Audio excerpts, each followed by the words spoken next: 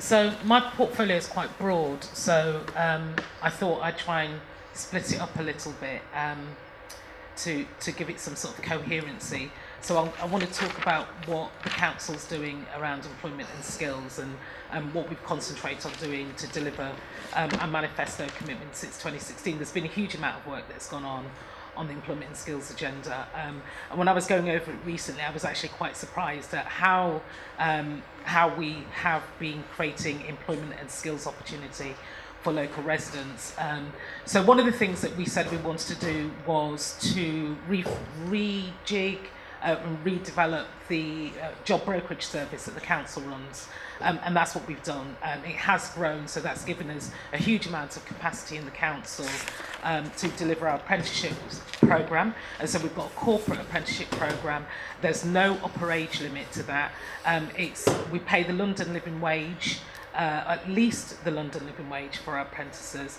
And importantly, only about 45% of London councils pay their apprentices the London living wage. So I'm actually really proud that we do that. I mean, you'd expect us to do it because we're an accredited London living wage employer.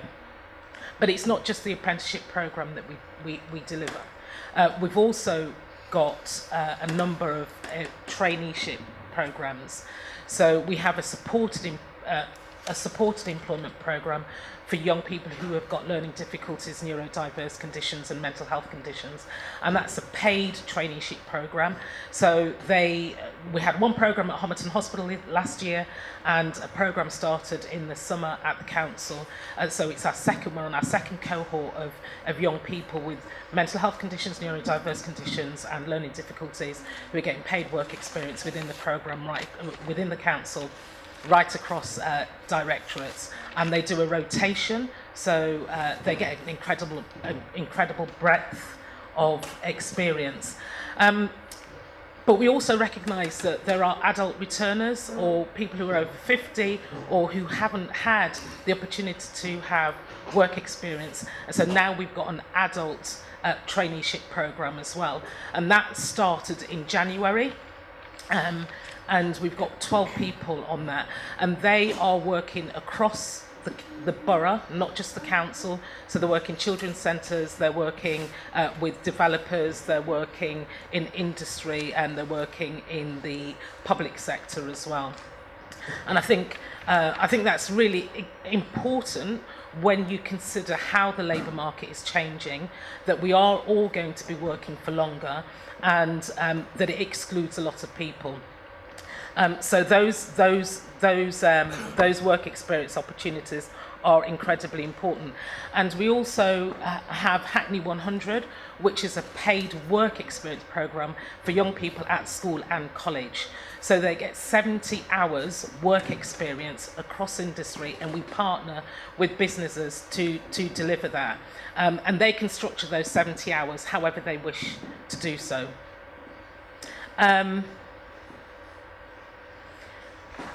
Let me try and think if there's another.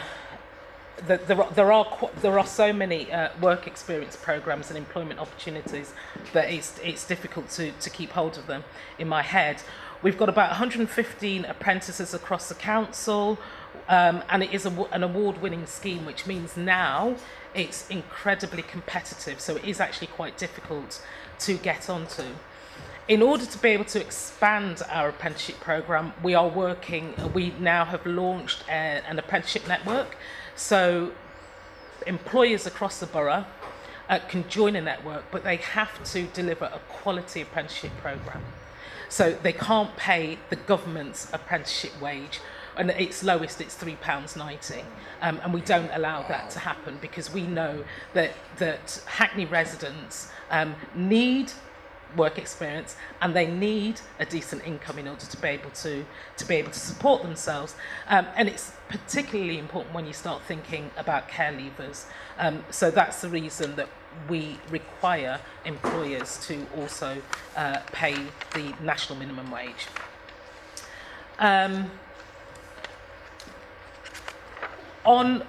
think what I'll do is talk a little bit about equalities, because equalities I lead on equalities for the council, but it's really important that every cabinet member embeds equalities in all of their work. But there are a number of things that that we discussed earlier that I just kind of wanted to touch on in terms of equalities.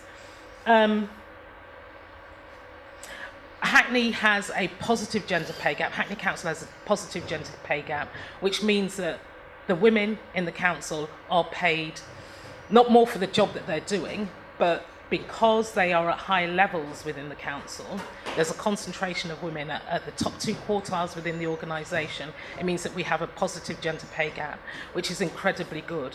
We have to maintain that. We have to do a lot of work in order to be able to maintain that. Conversely, however, when it comes to the ethnicity pay gap, we're not required to calculate that. We are required to calculate the gender pay gap by law, but there is no legal requirement for us to calculate the ethnicity pay gap. But last year, we calculated it for the first time using the same principles as the gender pay gap. And what happens in the council is that we have found that there's a concentration of ethnic minority employees in the bottom 2 quartiles of the organisation. So there is a negative ethnicity pay gap in Hackney Council. There's also a low number of local residents who work within the council. So key to reversing the negative ethnicity pay gap is increasing local employment, because we know that Hackney is an incredibly diverse borough. So we are working to increase local recruitment, and the local recruitment has actually increased in the last couple of years because of the apprenticeship scheme. So that has reversed the decline in the number of people living locally who now work for the council. And I think that's also incredibly important, because our apprentices are really diverse.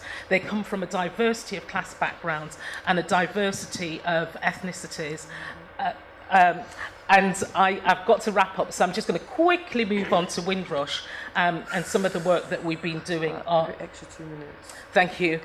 Some of the work that we've been doing on Windrush. In August 2018, we passed a comprehensive Windrush motion at the council, and that called on the council to do a couple of things: to celebrate the contribution that Hackney's Windrush generation makes to the borough, but it also called on us to campaign against the government's hostile environment policies, to call on them to end the Windrush scandal.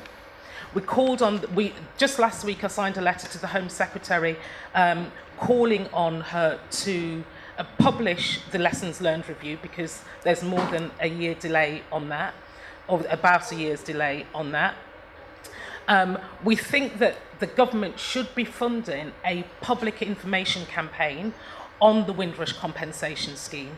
They do not pay for that. So what Hackney Council has done is put its resources into developing an information campaign so that local residents, not just here in Hackney, but across London, we want to share it with as many people as possible, that they know that they're entitled to claim compensation for the hurt and the distress that the government have caused them. We also think that the government should end the hostile environment policy, and we will continue to do that. We don't think the lessons learned review is an independent inquiry, and so we continue to call on the government to have an independent inquiry. And on Monday, we had a public meeting to share information on the compensation scheme. Initially, we decided that we would allow the Home Office to come to that, but following the deportations on the 11th of February, we took the decision that we did not want to invite them to the borough. So we withdrew that invitation. We said that they're not welcome in Hackney and that we will not work with them. Interestingly, thank you. Interestingly, on the night that I sent that email to the Home Office, I got an email from number 10 asking if they could come to that meeting as well.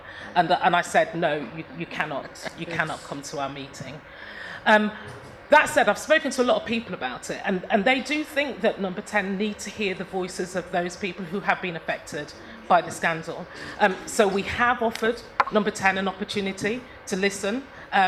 We don't know whether they're going to accept it or not, which is fine if they don't. We have reached out to them and said, if you want to hear what people have experienced as a consequence of what you have done, then we will set a separate meeting for you, but we don't want you here at a public meeting. Is that... That's great. Okay. Thank you very much. Thank you. Thank you.